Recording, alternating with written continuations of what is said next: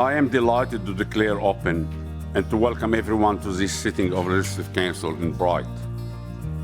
This is an historic meeting of the Legislative Council, and I extend the gratitude of all members to the people of Bright and to the communities of North East Victoria for welcoming. When the 2019 bushfires hit during the peak summer tourism season, our towns went from full population, full people, to completely empty in a single day. Emergencies are a way of life here, particularly in the summer, but the necessary mass evacuation of our towns in the peak of tourist season was a blow to local businesses. Show that communities need continuous and structured supports long after the fires and much longer after the media stops covering them. Implementing programs and safety nets into our schools and community gathering places is an important step in helping young people recover. We don't have years to fix this. Although things don't happen overnight, the lives of families and communities change when they lose someone. I stand here today hopeful for the future of this community, and I ask that you share that same hope. Thank you. So it's great to see people returning to Country Victoria.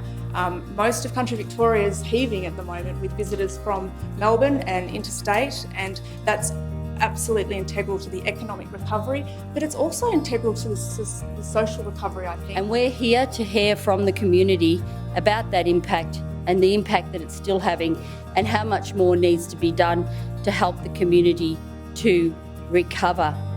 In acknowledging the devastation that the 2019-20 bushfires had on regional communities, we must also acknowledge the impact that they had on our environment and the animal communities that inhabit them. An estimated 3 billion animals were killed or displaced by last year's bushfires, with many of those here in Victoria. Over 200 species lost more than half their habitat, making these species even more vulnerable to extinction. Bushfires themselves are an event, a disaster, an emergency, which have an incredibly long tail to them. Years after these events, we know from the 10-year anniversary of Black Saturday, the trauma is still very, very raw. We know that as the trees green themselves again, as that epicormic growth manages to show life after such disaster, that trauma remains very real, that post-traumatic stress remains an issue that many frontline responders and community members continue to grapple with. But I think we all need to engage and learn from our traditional owners how they used to burn and how that can support families but also bring back diversity and communities. If we are to avoid even more devastating events in the future, as a state and as a country, we need to face the facts that climate change is changing our world, and it will mean more intense and more regular fires, more floods, more droughts, and more heat waves.